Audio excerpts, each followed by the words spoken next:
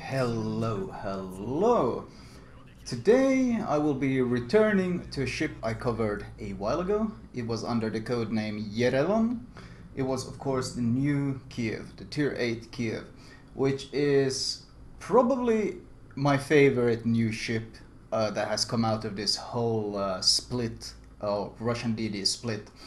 Grozovo ended up being quite a disappointment. Udaloy, I haven't really been that invested in it. And, well, Tashkent did gain a fair amount of buffs. It's no longer justified calling it Trashkent. And the Kaba didn't really change. But the Kiev has returned. It's returned in full power. And I absolutely love that. This game is mostly a tier 8 game. I think there's like only a handful of lower tier ships. It's pretty much only tier 8 ships. It's got 2 or 3 lower tiers, but other than that, I think it's a pretty good estimation of what you'll face. I mean, sometimes you'll face tier 10s, sometimes you'll face a ton of tier 6s, that's kind of how it goes at tier 8. It tends to vary pretty greatly. But the ship has returned. The Kiev used to be one of my favorite ships in the game, the old tier 7 Kiev, that is before they nerfed it. But it was deemed too powerful, which was quite justified, but this was also back when the Russian DDs have better fire chance and all these kinds of things factored into it, but they did nerf it, and they nerfed it significantly, especially the survivability. In fact, the old Kiev had 12.8k HP. Now you could buff that to about 15k with survivability expert, but it was still pretty damn squishy. This new upgraded Kiev though, 19k with survivability expert, great firepower, fantastic speed, very agile. It's the return of the original Kiev playstyle. This agile, quick destroyer that packs a punch and is extremely fast, but mostly relies on maneuverability to stay alive, and well, handles much better than, for example, the Tashkent does. And the first kill is of course the Budyonny.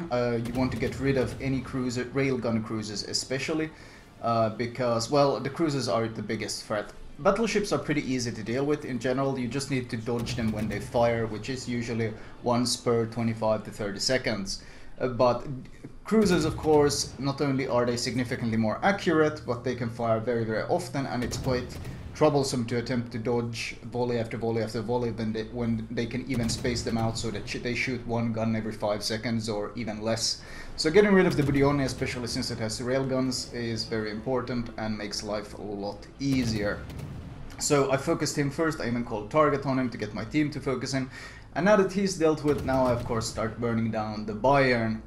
The Bayern doesn't really have too much superstructured shoot, but it's a slow ship, which of course means that it's a prime target for the Kiev. The Kiev preys on outlying ships. You don't want to go into the middle of the pack, like you don't want to go in the middle of the map, fight everyone at the same time, because of course the more people shoot at you, the harder you have dodging them. Life becomes so much harder when there's more people shooting you. So you want to find the ships that are out on the borders, the ships that are lone, isolated, weak. You're kind of like a hyena. You prey on anyone that leaves the pack behind. And in this case, well, this guy did have some backup. Of course, he has a Mayoko here and he has the Minsk here. But the Mayoko is kind of kept in check by this Tirpitz, who's using my smoke as well. And as long as this Tirpitz is alive, this Mayoko can't really give too much broadside and attempt to shoot me, because if he does, the Tirpitz will punish him very hard. In fact, he's forced to focus him. However, my Shiratsuyu does get spotted by the Minsk, who I assume is trying to rush him. I'm not certain if he's been spotted yet, but he's pushing into me, and this is of course something you shouldn't do. The Minsk, while it only has really 1 gun less, it has 5 guns, it can't really match up to the Kiev. It doesn't have the same DPM, and it lacks the turret setup that allows you to push in aggressively, and now especially since it's starting to focus the Shiratsuyu, well, I'm of course going to take this moment to close the distance and nail as many shells into him as possible. Now, I have mentioned before, when you fight DD versus DD, the DD that is sailing away from the enemy DD always has the advantage, because of course your shells have a shorter travel time if you're shooting at someone that's chasing you, because, well, he catches up to you, so he catches up to the shells in midair, which makes it easier to land the shells on him. However, in this case, I'm kind of breaking my rule because this is, of course, an exception. First of all, I'm 1 tier higher, but even then, I'd be skeptical of rushing into another Russian deity like this. But the primary reason is the fact that this guy was focused on the Shiratsuyu, and the Shiratsuyu was just bailing. He was just hauling ass, getting the hell out of there. So I turn away from the border quick. I don't want to lose my speed because I don't want this guy to be able to get away. So I just keep chasing him down, and I'm gonna hunt and finish him. And really, Kiev is so fast, he can't get away from me. And I managed to secure the kill. And the Mayoko that I spoke about, well, he got deleted by the Turpits. He died himself, the Turpits died himself in the end, but really he did his job, which was he helped wreck both those cruisers, which is, of course, made life a lot easier for me. Now it's just the Shiratsuyu backed off. He said thank you because I helped him with the Minsk that was hunting him down. But at this point it's pretty much me alone against the Bayern. But the planes have been coming from this direction, so this is pretty optimal for me because first of all I'm doing the hyena gameplay that I spoke of, where I'm picking on the outlier. This Bayern is completely isolated, he's completely alone. You see he tries to shoot me. Every time he tries to shoot me, I dodge. With my speed boost, you might notice that my speed will last 3 minutes. That's because I use one of the new upgrades that increases the duration. Highly recommended to get it. I'll show you where you can get it later on when I go over my build, but you want the 3-minute speed duration. So of course I'm gonna keep hunting this Bayern down. He's alone. He used his repair on one of my fires. AP is okay. I switched to AP because he's giving me broadside. You see he shoots, so I turn in and I make myself a small target. And when you're doing 48 knots, trying to land shells on you with a battleship is not easy. He instantly angles, so my AP really does absolutely 0 damage. Whatever, I switch back to HE and I start working on it because now his repair is on cooldown. I want at least 1 fire on him before I start working on the Shokaku. Because obviously I want to kill the Shokaku 1 fire. Let's see if we can get a second. If I don't get a second, then I'm just going to switch to the Shokaku. I can see his torpedo planes returning, which means he was down there striking someone else. But his torpedo planes are now returning, so now I need to focus on the Shokaku and make sure that his deck is on fire and make sure that he can't launch his planes to kill me. Because of course torpedo planes are still a weakness to Russian DDs. You are very fast, so if you turn away from torpedo planes and just sail away from them, you can outrun torpedo planes pretty easily. And you can outrun the torps, because even with torpedo acceleration, the torps can only reach 40 knots, whereas you, of course, as you can see, I'm doing 48 with the flag and the speed boost. So you can avoid them, but he's going to be able to herd me away, and he might get a good cross torp in, and combined with having to dodge torps, I might be forced to sail in a straight line, which will make it easy for the Bayern to actually finally land some shells on me, and so forth and so forth.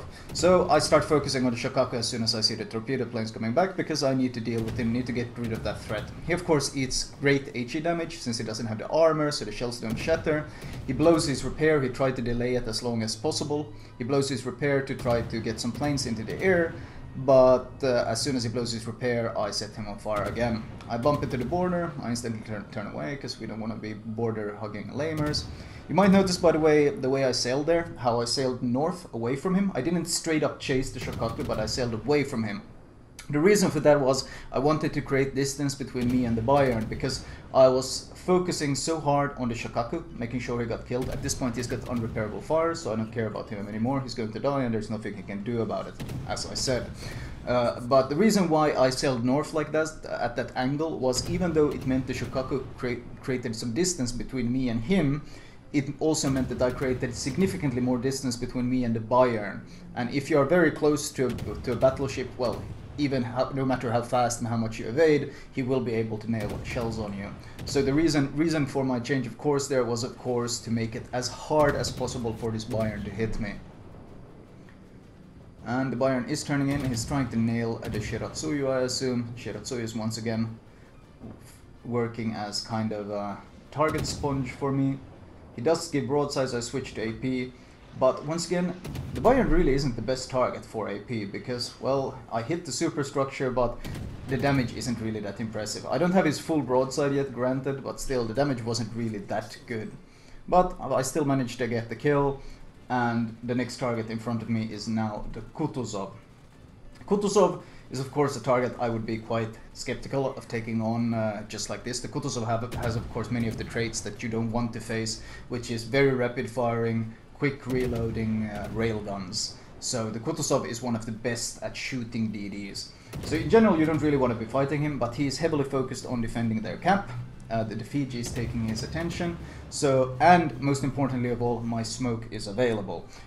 When you take sketchy fights like this one, where there's significant risk involved if he engages you, make sure you have your smoke available. Taking this kind of fight without smoke available would be insanely risky, because if he suddenly turns his guns towards me and starts nailing me, my only option would be straight up to flee. But because my smoke is available and there are no radar cruisers around, I can safely smoke up if need be. I switched to AP here because it gives me so much broadside. The damage is okay. I think I need to be closer for the damage to be more consistently heavy. This honestly, at long ranges, it does feel like the Kiev HE is better. Here I start finally getting those 2k numbers that I'm looking for. The 1k, 2k numbers you want to constantly see when you spam AP in a Russian DD. But he's already turning in and angling away since the target, the Fiji, was taken care of. And looking at the way he's turning, well, first of all, I switch to HE. Second of all, I launch preemptive torps since he's already smoking up, and I predict the way he's going to turn, and he's turning his guns towards me because obviously he wants to nail me with them. Once again, unlike with the Bayern where I turned in this ship I'm just going to turn away. I don't want to be turning closer to Kutuzov. He's already probably going to be able to hit me quite easily at this distance. So I'm just turning away, spamming HE on him, and I think my torpedoes are quite good, so I don't bother smoking up. You saw one, as soon as he hit me, 4k damage, 4k health gone, but my torpedoes catch up with him. Of course, you got 8km torpedoes on the Kiev these days instead of 4km, which makes them significantly more viable. So that also gives me my Kraken. You've noticed, by the way, my sailing path, how I've been basically hugging the border the entire time. Never fighting in the middle. Never in the middle where everyone can shoot at me, where I have to dodge multiple people shooting at me at the same time, but I've been skirting around the map. And of course this is special because it's a standard battle in domination. You will probably want to take more central and supportive roles for your DD, but ultimately I supported my Shiratsuyu, and at the same time I focused on this hyena type scavenging gameplay. I catch a Maz, I'm of course significantly faster than a Maz, my 3-minute speed boost is active again, so 48 knots, good luck outrunning that. He tries to flee, but he really has, well, he tries to create distance between me and him, but honestly, he really has no chance against the Kiev, and I love this ship. It rewards good positioning, it rewards good sailing, it rewards good aim, especially good sailing when it comes to survivability, dodging shells, and in general, it's one of those ships that unless you find yourself constantly sitting in smokes, you have to take care of positioning yourself correctly in order to not just get melted. Anyway, the game ends. I think this was my first win of the day, hence I got so much XP. 162,000 damage, which is always nice. 6 kills. Only really 2.4k base XP, but then again it was a standard battle, so you don't really get any cap or defended cap bonuses in this one. But ultimately pretty satisfied with the game. Mostly tier 8 matchmaking, some tier 7s, 2 tier 6s on enemy team, so pretty much what you will usually face. Yes, you will face some tier 10s, but honestly the very same playstyle applies to tier 10 as this. You don't want to be in the middle, you want to be kind of on the outskirts, using those guns, using that range. Unlike USDDs, you're not a brawling gunboat, but you're more of a supportive long-range gunboat, and that's something a lot of people struggle with. They go in ham and they lose 75% of their HP. Yes, they kill one DD, but they lose almost all their HP, and then their effectiveness is greatly reduced, because you need to have some HP pool to play with when you play Russian DD, because that's what allows you to like play very bravely, very recklessly, allows you to risk dodging shells and such. When you go very low, you can no longer take those risks, because what if a shell hits you? Well, then you're going to die. So always having some HP to spare is quite important on Russian DDs. And of course, stats wise, I'm a bit salty here. If you didn't know, Wither, you get Wither if you deal 60,000 fire or flooding damage, and of course I dealt 59,894, so I was 1k short. But regardless of that, still a good game, and honestly quite enjoyable. I enjoy playing this ship a lot. Anyway, let's move on to my recommended build. Alright, starting off, modules. First of all, range. It's fairly cheap of an upgrade, and also it helps you so much it gives you so much more utility. Once you have range, get the hull upgrade, maneuverability, a bit of HP, it's all good. Most of these bonuses are what you see now is because of camo and such things. And finally, torpedoes. The default torps are 4 km, 8 km gives you a lot more viability. They are more flexible, they can be used in multiple situations, so get the 8 km torps as soon as possible. Premium damage control, premium smoke, and if you can afford it, premium speed boost. And upgrade wise, main armaments mod 1 and aiming systems mod 1. Once again, your turret traverse is great and your AA is garbage, so no reason to use either of the two. And finally here, engine boost mod 1. Now this is the one reason I recommend getting rank 9 this season, and that's because the reward is this engine boost modification 1. If you play Russian DDs, make sure you get rank 9 this season, just for this reward alone, unless you get really lucky and get it in a super container. But this one increases the duration of your speed boost from the normal 2 minutes to the 3 minutes. It's the only good new upgrade they've added to the game, and it's absolutely fantastic on Russian DDs that rely so much on their speed. Steering gears mod 2 for that god tier rudder shift, and finally concealment, of course. Captain perks wise, well, we start off with preventive maintenance, don't want to be losing those turrets. Last stand, of course, speed and maneuverability is what you need. Survivability expert, I already spoke of how important having that HP pool is for Russian DD, and advanced firing training to increase your gun range.